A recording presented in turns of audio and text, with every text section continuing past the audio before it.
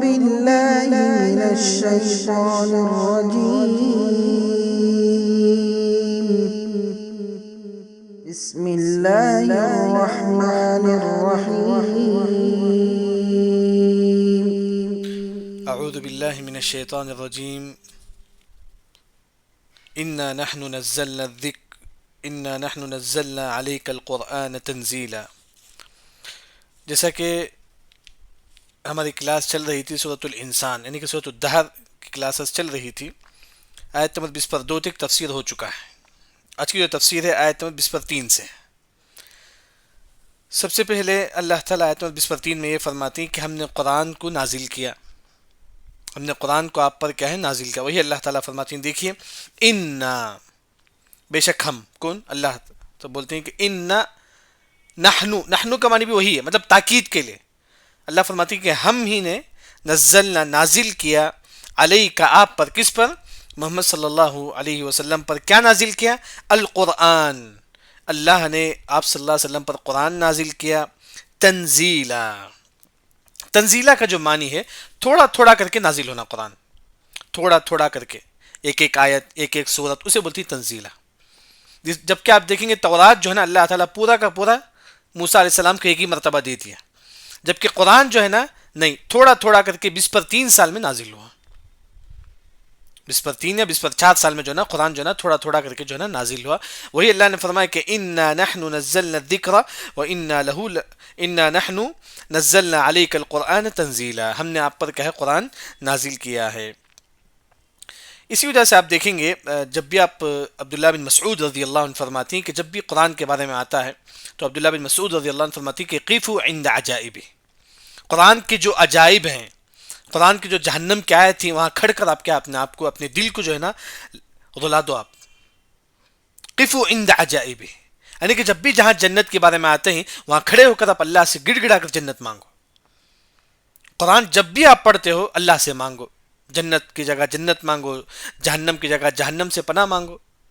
یعنی کہ قرآن جو ہے نا انسان جو ہے نا ہر مسلمان ہمیشہ ہمیشہ پڑھنا ہے. جبکہ صحابہ کے بارے میں آتا ہے جب بھی گھر میں داخل ہوتے تو قرآن پڑھتے تھے اس کے بعد بیٹھتے تھے. اس طرح قرآن جو ہے نا ہمیشہ ایک مسلمان کا ہے ہمیشہ پڑھتے رہے. اس کے بعد آیت میں 20 پر 3 کے بعد 20 پر 4 میں اللہ تعالیٰ یہ فرماتے ہیں تم صبر کرو. فصبر لحکم ربک فصبر تم صبر کرو لحکم ربک اپنے رب کے فیصلے کا. یعنی کہ دنیا میں کتنی بڑی مصیبت آئیں ایک مسلمان کو صبر کرنا چاہیے. خاص طور پر یہاں اللہ تعالیٰ کسے بولتے ہیں محمد صلی اللہ علیہ وسلم سے کہتے ہیں کہ محمد صلی اللہ علیہ وسلم تم صبر کرو. کافر آپ کو تکلیف دیں گے یہودی آپ کو تکلیف دیں گے لیکن تم کیا کرو صبر کرو تم صبر کرو. پھر اللہ تعالیٰ ایک اور بات یہ فرماتی ہے اس آیت میں تم کافروں کی اور گنہگاروں کی اطاعت مت کرو. ایک انسان گنہگار ہے آپ اس کے پیچھے پیچھے چلتے ہیں گویا کہ آپ بھی گنہگار ہو جائیں گے. تو اللہ نے 2 باتوں کی نصیحت کی ہمارے نبی صلی اللہ علیہ وسلم کو. ایک یہ کہا کہ اے نبی تم کیا کرو گنہگاروں کے پیچھے مت چلو. ایک انسان گنہگار ہے آپ اسے نصیحت کرو. نہیں نصیحت کرتا ہے کہ آپ الگ ہو جائے بس آپ نصیحت کرتے رہو اسے. اور اسی طرح ایک کافر کی بھی کیا ہے آپ بات مت مانو اس کے پیچھے مت چلو. 2 باتیں یہاں اللہ تعالیٰ نے اس آیت میں آپ صلی اللہ علیہ وسلم سے کی. ایک ہے صبر کرو دوسرا گنہگار کی اور کافروں کی بات کیا ہے تم مت مانو. فصبر لحکم ربک فصبر تم صبر کرو لحکم ربک اپنے رب کے فیصلے کے لیے. یہ صرف ہمارے نبی کے لیے نہیں ہے. دنیا میں کتنی بڑی مصیبتیں ایک مسلمان کو صبر کرے. صبر ایک مسلمان جو نا گناہ کو چھوڑنے بھی صبر ہونا چاہیے. گناہ کو چھوڑنے میں بھی ایک مسلمان کو صبر ہونا چاہیے. دوسرا تقدیر کا جو بھی فیصلہ ہے اس پر بھی صبر کریں. تقدیر میں کتنی بڑی مصیبت آئے مسلمان صبر کریں. اور ایک اطاعت پر بھی صبر کرنا ہے. آپ کو نماز پڑھنے تکلیف ہوتی ہے آپ صبر کرو. تہجد پڑھنے تکلیف ہوتی صبر کرو. نفل روزہ رکھنے تکلیف ہوتی صبر کرو. یعنی کہ اللہ تعالیٰ جو ہے نا مشہور جو ہے نا صبر جو ہے نا ایک عام طور پر اللہ نے فرمایا کہ تم 3 قسم کا صبر ہے. الصبر علی المعاصی گناہوں پر صبر کرنا ہے. الصبر علی الاقدار تقدیر کا جو بھی فیصلہ ہو جائے صبر کریں. پھر الصبر علی الطاعہ اطاعت کرنے میں صبر. نماز پڑھنے میں تکلیف ہوتی ہے ذکر کرنے میں تکلیف ہوتی ہے لیکن انسان کو جو ہے نا صبر کرنا چاہیے. فاصبر لحکم ربک ولا تطع منهم آثما او کفورا ولا تطع، ولا لا کا مطلب نہیں، تطع اطاعت کرنا، یعنی کہ آپ کی بات ماننا. تطع کا مطلب اطاعت، جیسا کہ اللہ نے فرمایا کہ والدین کی اطاعت کرو، مطلب والدین کی بات مانو. بڑوں کی اطاعت کرو مطلب ان کی بات مانو. یہاں اللہ نے فرمایا کہ ولا تطع، تم ان کی بات مت مانو. کن کی بات؟ منہم، ان میں سے، آثما، جو گنہگار ہیں، معاشرے میں جو گنہگار ہیں ان کی بات مت مانو. جیسے کہ آپ دیکھیں گے آپ صلی اللہ علیہ وسلم ایک مرتبہ عائشہ رضی اللہ عنہ کے گھر میں رہتے ہیں. ایک شخص آتا ہے تو آپ صلی اللہ علیہ وسلم فرماتی ہیں کہ اسے گھر داخل ہونے سے پہلے آپ صلی اللہ علیہ وسلم فرماتی ہیں کہ بئس اخو العشیرہ، یہ معاشرے کا سب سے برا شخص ہے، سب سے برا شخص ہے، جس کی زبان سے کوئی بچا نہیں. ہر انسان اس کی زبان سے تکلیف پہنچتی ہے، اس کی زبان ایسی ہے کہ ہر انسان کو اسی تکلیف پہنچتی ہے. کون فرماتی ہیں؟ آپ صلی اللہ علیہ وسلم. تو جب وہ گھر کے اندر آتا ہے تو آپ صلی اللہ علیہ وسلم اس کی مہمان نوازی کرتی ہے، اس کے اچھی ساتھ پیش آتی ہے. بس یعنی کہ ایک مسلمان جو ہے نا، ہمارا جو عقیدہ جو ہے نا اہل سنت والجماعت کا یہ عقیدہ ہے کہ سامنے والے میں اگر برائی دیکھتی تو اس برائی سے آپ نفرت کرو. یہی ہمارا عقیدہ ہے، یاد رکھیں، یہی ہمارا عقیدہ ہے. سامنے والا اگر برائی ہے، اس برائی، سامنے والا بدعت کرتا ہے، اس بدعت سے نفرت کرو. اسی وجہ سے اللہ نے فرمایا کہ وَلَا تُطِعْ مِنْهُمْ آثِمًا، آثم مطلب گنہگار، تم گنہگار کی بات مت مانو. دیکھیے اگر والد بھی گناہ کرتا ہے تو ایک مسلمان کو بیٹا چاہیے کہ اس والد کے اس گناہ سے نفرت کرے. اگر ماں بھی گناہ کرتی ہے تو اہل علم نے فرمایا کہ ماں کے اس گناہ سے نفرت کریں. یہ اصل اہل سنت والجماعت کا عقیدہ ہے. یہ ہمارا عقیدہ ہے کہ اس کی ایک مثال اہل علم نے فرمایا کہ زید ہے، سگریٹ بھی پیتا ہے، نماز بھی پڑھتا ہے. ہم جو سگریٹ جو پیتا ہے ہم اس سے نفرت کریں گے، ہاں جو نماز پڑھتا ہے ہم اس سے محبت کریں گے. یعنی کہ جس انسان کے پاس جو برائی ہے اس برائی سے نفرت کرنا ہے، ساتھ میں اس کی نیکی سے محبت کرنا. برائی سے نفرت کا کیا مطلب ہے؟ اس کی نصیحت کرو، آپ اس کو نصیحت کرو، یہ اصل چیز ہے. الدین النصیحہ، آپ نصیحت کریں گے، آپ یہ برائی ہے بھائی چھوڑ دو. یہ کس کے ساتھ؟ مسلمانوں کے ساتھ. کافر ہے تو اس سے بھی ہم نفرت کریں گے، اس سے بھی ہم نفرت. جیسے کہ آپ دیکھیں گے امام احمد بن حنبل رحمہ اللہ، ان کے سامنے اگر کوئی یہودی آتا، کوئی عیسائی آتا تو اپنا آنکھ بند کر لیتے تھے، اپنا آنکھ بند کرتے تھے. لوگوں نے پوچھا کہ تم کیوں آنکھ بند کرتے ہو؟ تو امام احمد بن حنبل رحمہ اللہ فرماتی ہیں کہ یہ اللہ اس کے رسول کو جھٹلانے والا ہے، میں اس کو کیوں دیکھوں؟ یہ یہودی، یہ عیسائی جو اللہ اس کے رسول کو جھٹلاتا ہے، میں اس کو کیوں دیکھوں؟ یہی اصل چیز یاد رکھیں. اسی وجہ سے اللہ نے فرمایا کہ وَلَا تُطِعْ مِنْهُمْ آثِمًا، تم گنہگار کی اطاعت نہ کرو. وَلَا كَفُورًا، او کفور، کفور کا مطلب کافر، کافروں کی بھی اطاعت نہ کرو، یعنی کافروں کی بات بھی مت مانو، کافروں کی بات مت مانو. یعنی کہ اس آیت میں جو ہے نا، آیت میں 24 میں جو ہے نا اللہ نے صبر کا حکم دیتے ہیں، ساتھ میں اللہ تعالیٰ فرماتی ہیں کہ گنہگار جو ہے نا، جو گناہ ہے انسان کے اندر، اس گناہ سے نفرت کریں. اس کے بعد کافروں اللہ نے فرمایا کہ او کفورا، کفور کا مطلب کافر، کافر سے بھی کہا ہے تم نفرت کرو، ان کی اطاعت نہ کرو. کافر سے، کافر کی اطاعت نہ کرنے کا کیا مطلب ہے؟ دل سے ان کی احترام نہیں کرنا ہے، دل سے ان کا احترام شریعت میں جائز نہیں ہے. آپ دیکھیں گے عقیدے کی کتاب میں اہل علم یہاں تک ذکر کرتے ہیں ایک کافر کرسی پر بیٹھا ہوا ہے، آپ جا کر اسے عزت سے چاہ دیتی، شریعت میں جائز نہیں ہے، کیونکہ دل سے احترام شریعت میں جائز نہیں. یاد رکھیں شریعت میں جائز نہیں. لیکن یہاں امام ابن تیمیہ رحمہ اللہ فرماتی ہیں اگر بزنس وغیرہ میں ہے، ہو سکتا ہے کہ بزنس میں جو ہے نا اگر آپ تعلقات توڑ دیں گے تو آپ کا بزنس یہ ہو جائے گا، تو وہاں بزنس کے حد تک جو ہے نا دل میں نفرت کرتے ہوئے ظاہر کے طور پر ہم ان کی بس تھوڑا مہمان نوازی کر دیں گے، بس بزنس کے اعتبار سے. لیکن اصل یہ ہے کہ ان کا احترام شریعت میں جائز نہیں ہے. وہی اللہ نے فرمایا کہ وَلَا تُطِعْ مِنْهُمْ، اے نبی تم اطاعت نہ کرو کن کا؟ آثما، جو گنہگار ہیں، او کفورا، اور کفر کرنے والے ہیں. اس کے بعد اللہ تعالیٰ فرماتے ہیں کہ وَذْكُرِ اسْمَ رَبِّكَ، وَذْكُر، تم ذکر کرو، ربک، تمہارا رب کا، کب؟ بکرتن، صبح میں، وَأَصِيلًا، شام میں. صبح شام اللہ کا ذکر کرو، بکرتن صبح، اصیلا شام، صبح شام تم اللہ کا ذکر کرو. جب بھی موقع ملتا چلتے پھرتے بیٹھتے اللہ اکبر، سبحان اللہ، الحمدللہ، لا الہ الا اللہ. کل قیامت کے دن جو ہے نا انسان آئے گا حشر کے میدان میں، بولے گا کہ کاش میں تھوڑی دیر جب سویا تھا اس وقت بھی اللہ کا ذکر کیا ہوتا تو کتنا اچھا ہوتا. انسان بولے گا کہ کاش میں تھوڑی دیر جب بیٹھا تھا دنیا میں اس وقت بھی میری زبان سے اللہ کا نام نکلا ہوا تھا تو کتنا اچھا ہوتا. پھر کہے گا کہ انسان کاش میں جب دنیا میں تھوڑی دیر کے لیے جب کھڑا تھا اس وقت بھی میں اللہ کا ذکر کیا ہوتا تو کتنا اچھا ہوتا. یعنی کہ بیہقی کی جو روایت حدیث صحیح ہے، یعنی کہ انسان کل قیامت کے دن افسوس کرے گا کہ کاش میں اللہ کا ذکر سب سے زیادہ کیا ہوتا تو کتنا اچھا ہوتا.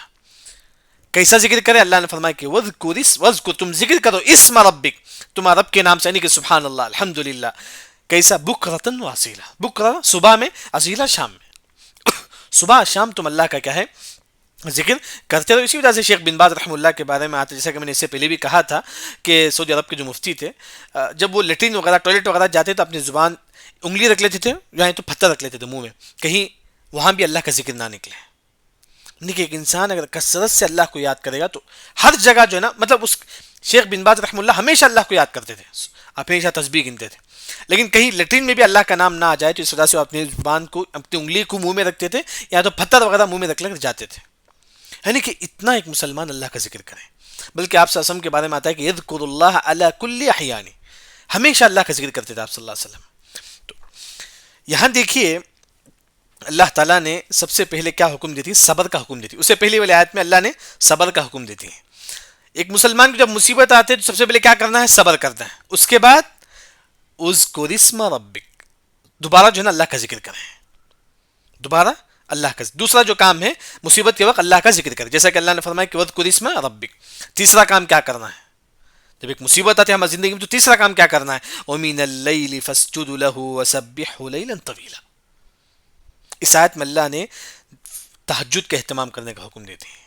آیت نمبر 26 میں تہجد کا، مصیبت کے وقت تین کام ایک مسلمان کو کرے. ایک ہے صبر، وذکر اسم ربی کا ذکر، تیسرا جو ہے نا تہجد. وَمِنَ اللَّيْلِ فَاسْجُدْ لَهُ وَسَبِّحْهُ لَيْلًا طَوِيلًا.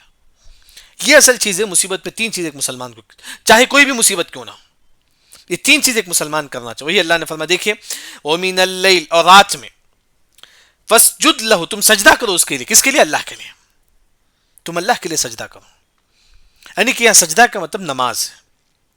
یہاں سجدہ اصل جو ہے نا، کبھی کبھی جو ہے نا شریعت کا قاعدہ ہے جز بول کر کل مراد لیا جاتا ہے. یعنی کہ ایک چھوٹی چیز بول کر اسی پوری چیز اصل. یعنی کہ اللہ نے فرمایا کہ سجدہ کرو، اس کا مطلب ہے کہ تم نماز پڑھو، تم نماز پڑھو. کیوں اللہ نے خاص طور پر سجدہ کا ذکر کرتے ہیں؟ کیونکہ صحیح مسلم کی روایت ہے، آپ صلی اللہ علیہ وسلم نے فرمایا اقرب ما یکون العبد من ربہ وهو ساجد، بندہ سجدے میں اللہ سے سب سے زیادہ قریب ہوتا ہے. رکوع میں نہیں، سجدے میں اللہ سے سب سے زیادہ قریب کب ہوتا ہے؟ سجدے کی حالت میں ہوتا ہے. وہی اللہ نے فرمایا کہ وَمِنَ اللَّيْلِ، رات میں تم فَاسْجُدْ لَهُ، تم اللہ کے سامنے سجدہ بہت لمبی لمبی کرو. یعنی کہ جب آپ تہجد پڑھتے ہو، تہجد میں آپ کا سب سے زیادہ سجدہ لمبا ہونا چاہیے. یاد رکھیں آپ صلی اللہ علیہ وسلم کا سجدہ کتنا لمبا تھا؟ حذیفہ بن یمان رضی اللہ عنہ فرماتی ہے کہ ایک انسان سورہ بقرہ، سورہ آل عمران، سورہ نساء پڑھتے ہوئے کتنا وقت ہوگا؟ ایک مثال سمجھیے کہ سورہ بقرہ، سورہ آل عمران، سورہ نساء، تین سورت پڑھنے میں کتنا وقت ہوگا؟ سمجھیے کہ لگ بھگ، ایک مثال سمجھیے کہ اگر حافظ ہے تو 1.5 گھنٹہ میں پڑھ لے سکتا ہے، 1.5 گھنٹہ میں 2 گھنٹہ میں پڑھ لے سکتا ہے. بتاؤ بہت فاسٹ پڑھے تو آپ سے سمجھو نا 2 گھنٹہ 2.5 گھنٹہ تک سجدے میں رہتے تھے. بس تہجد میں 2 گھنٹہ 2.5 صرف سجدے میں رہتے تھے آپ صلی اللہ علیہ وسلم. وہی اللہ نے فرمایا کہ وَمِنَ اللَّيْلِ فَاسْجُدْ لَهُ، تم اللہ کے لیے رات میں سجدے میں گر جاؤ، سجدے میں لمبی لمبی دعا کرو. کیونکہ سجدے میں جو ہے نا ایک مسلمان اللہ سے قریب بھی ہوتا ہے، اور سجدے میں جو دعا کی جاتی ہے وہ دعا قبول بھی ہوتا ہے. اور تہجد کے وقت جو ہے نا اللہ تعالیٰ آسمانی دنیا پر آ جاتا ہے، بلکہ تہجد کے وقت فرشتے زمین پہ آ جاتے ہیں. کتنی بڑی نعمتیں. تو وہی جو اللہ نے فرمایا کہ وَمِنَ اللَّيْلِ فَاسْجُدْ لَهُ. اس کے بعد اللہ نے فرمایا کہ وَسَبِّحْهُ لَيْلًا طَوِيلًا. پھر اللہ نے فرمایا کہ وَسَبِّحْ، تم تسبیح بیان کرو، لیلاً طویلا، پوری رات. یعنی کہ رات میں تم تسبیح بھی بیان کرو اور تہجد کا بھی اہتمام کرو. رات میں جو ہے نا ایک مسلمان تسبیح بیان کرے، سبحان اللہ، الحمدللہ، اللہ اکبر، اور ساتھ میں جو ہے نا تہجد کا بھی اہتمام کرے. یعنی کہ یہاں جو بات ہے آج آیت نمبر 20 سے لے کر 20 تک اللہ نے 4 باتیں ذکر کرتی ہیں جو مصیبت کے وقت ایک مسلمان کو کرنا ہے. ایک ہے صبر، دوسرا اللہ کا ذکر، تیسرا تہجد کا اہتمام، چوتھا اللہ کی تسبیح. یہ 4 چیز ایک مسلمان کو ہمیشہ جو ہے نا مصیبت کے وقت یاد رکھیں. اللہ نے فرمایا کہ وہ سبح مطلب تسبیح بیان کرنا، لیلن رات، طویل مطلب طویل کا مطلب لمبی رات.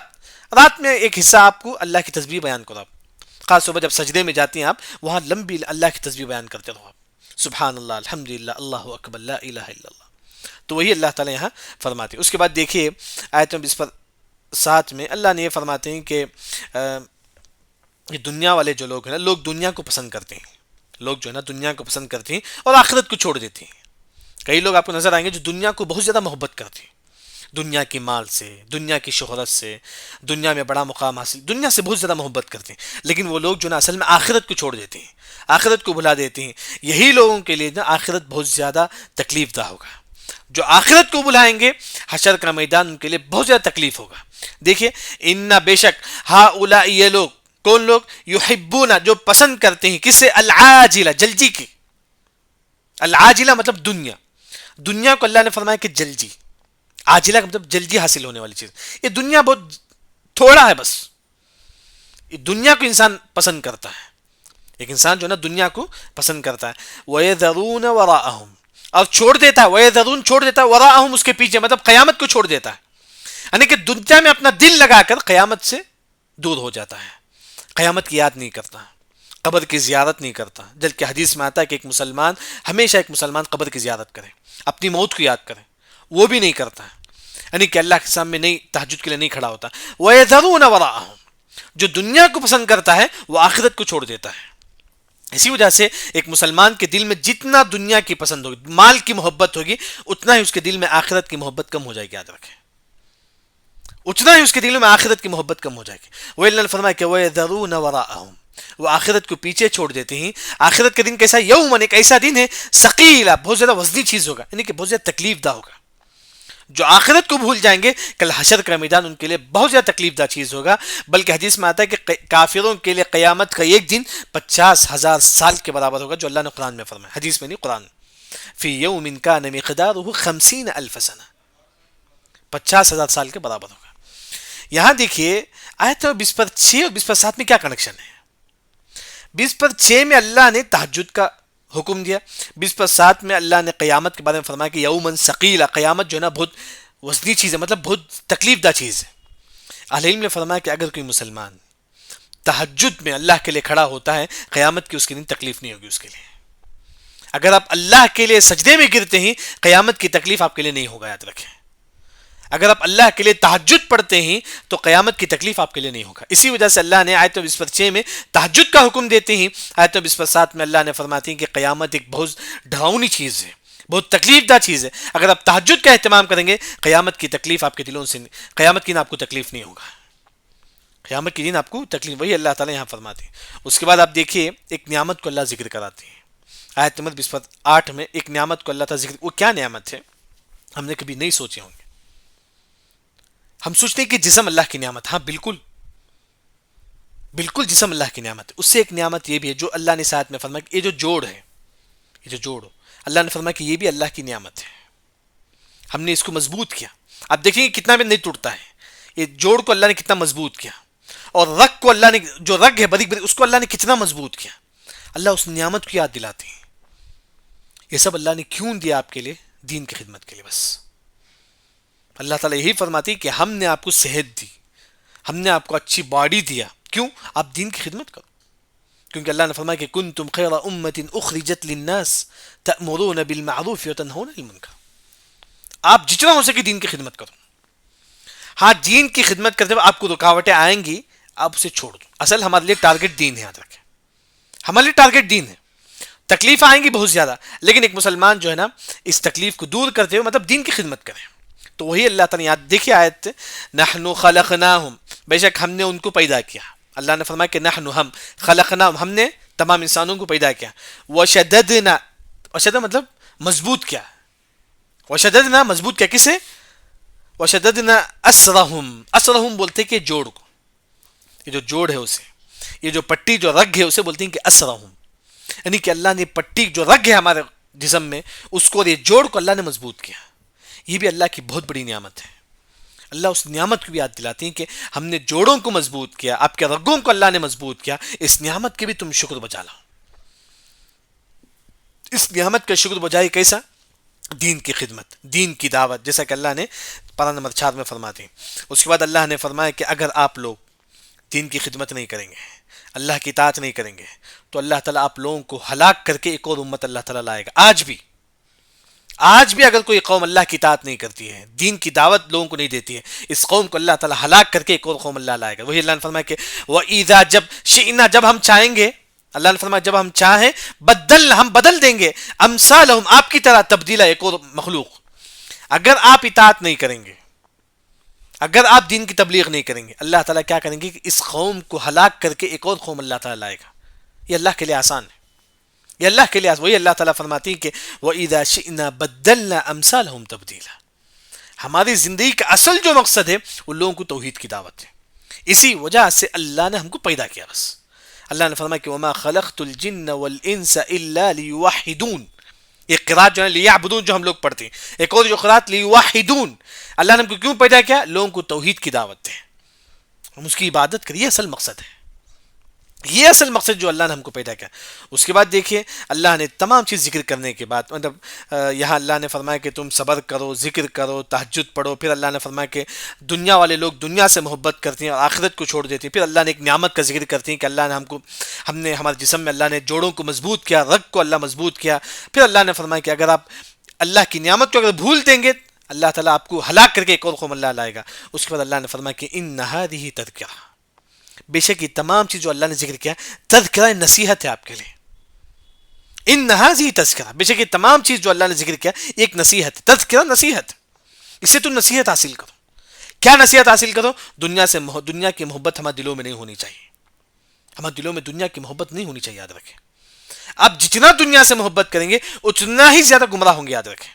بلکہ معاذ بن جبل رضی اللہ عنہ جب ان کی وفات ہو رہی, جیسا کہ الثبات عند الموت اس کتاب میں واقعہ ذکر ہے, معاذ بن جبل رضی اللہ عنہ جب ان کی وفات ہو رہی تھی اس وقت انہوں نے فرمایا کہ انک تعلم, اللہ تعالیٰ تو جانتا ہے, انی لم اکن احب الدنیا, اللہ تعالیٰ کبھی بھی دنیا سے محبت نہیں کیا.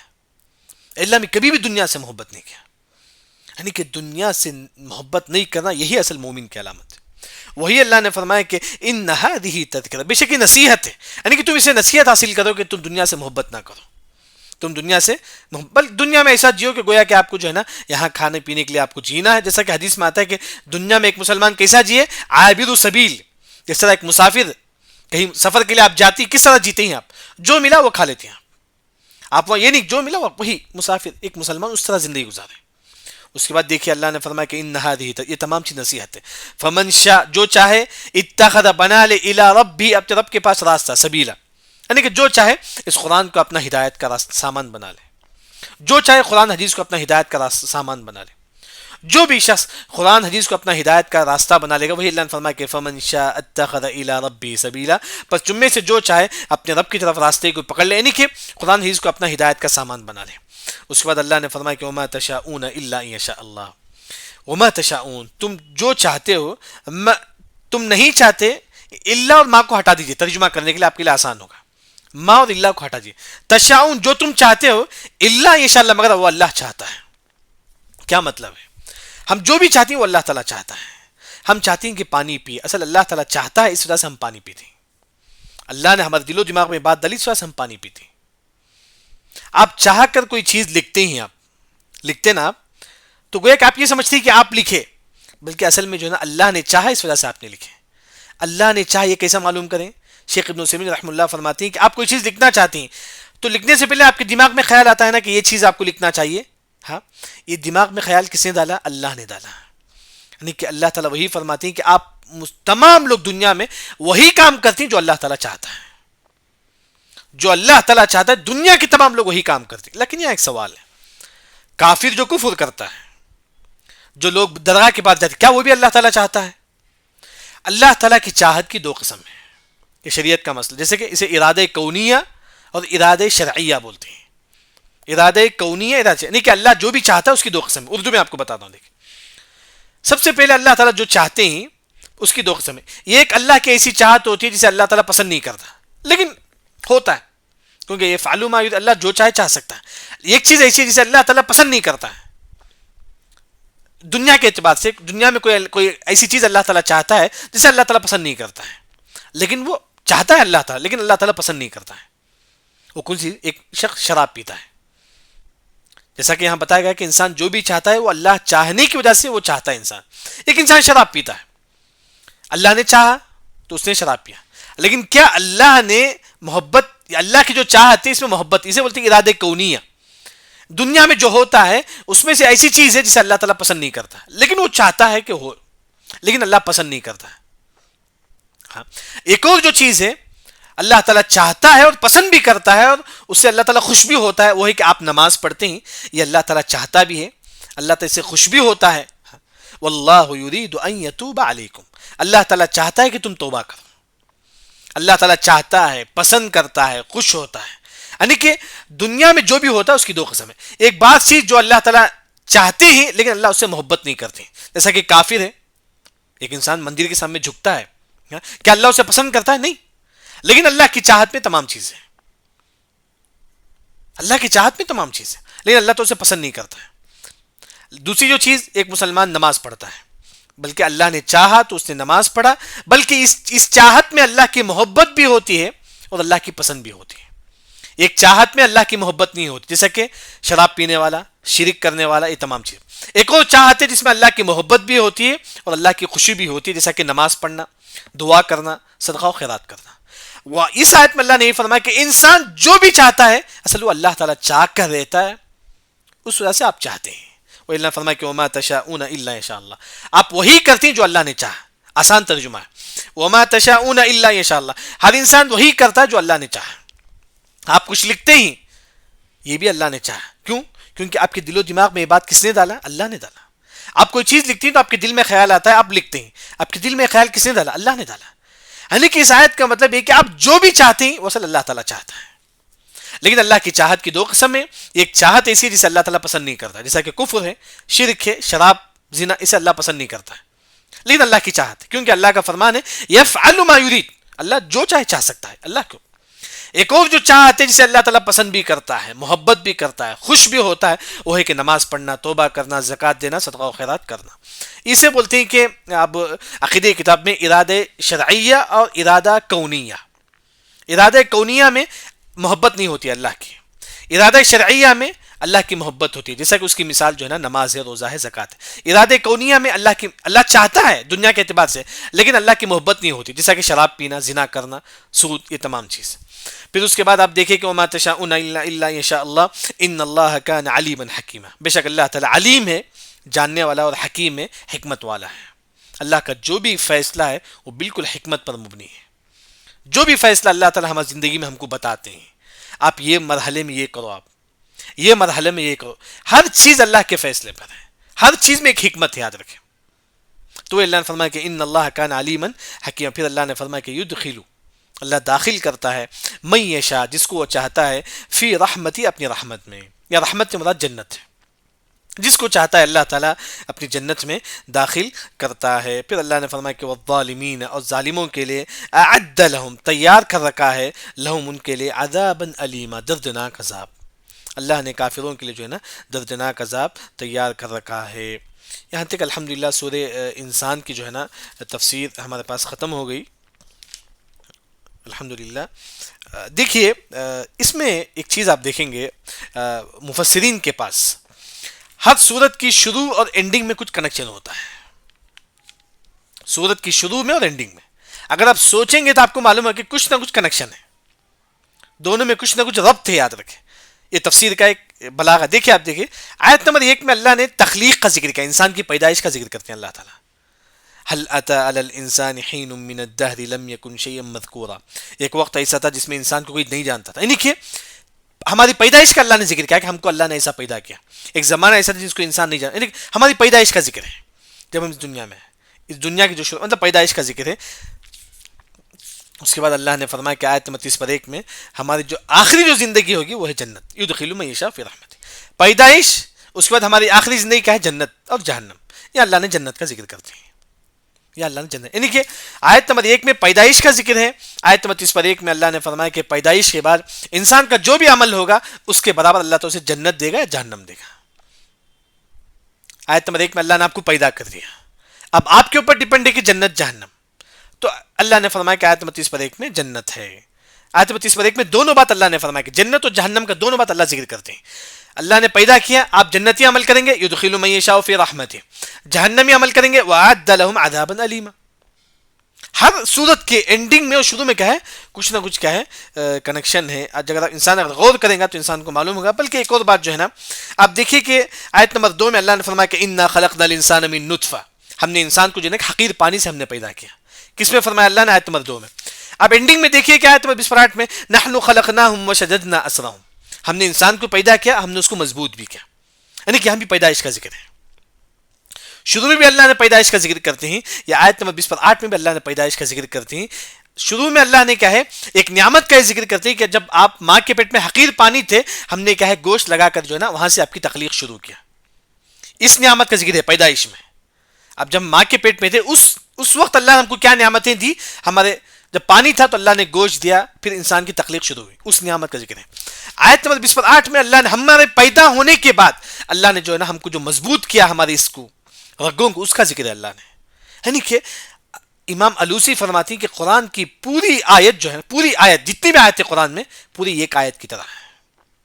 قرآن کی پوری آیت ایک آیت کی طرح ہے. اگر آپ غور کریں گے پوری آیت آپ کو ایک آیت کی طرح نظر آتا ہے. جس طرح ایک آیت میں پورا معنی آپ کو سمجھ میں آتا ہے، اسی طرح پورا قرآن اگر آپ جمع کریں گے تو ایک آیت دوسرے آیت سے کچھ نہ کچھ کنیکشن ہوگا. تو وہی جو ہے نا یہاں آیت نمبر 1 میں جیسا کہ اللہ نے فرمایا کہ انسان کو پیدا کیا اللہ نے، آیت نمبر 1 اور 2 میں اللہ نے انسان کو پیدا کرنے کے بعد ہدایت کا راستہ بتایا. انسان اگر جنت چاہتا ہے، جو بھی عمل کرے گا تو اس کے لیے جنت ملے گی، جہنم ملے گی. وہی انسان کا اینڈنگ ہے. اس صورت کا اینڈنگ بھی کیا ہے، یدخل من یشاء فی رحمتہ، جس کو چاہے اللہ جنت میں داخل کرے گا، جس کو چاہے اللہ تعالیٰ جہنم میں داخل کرے گا.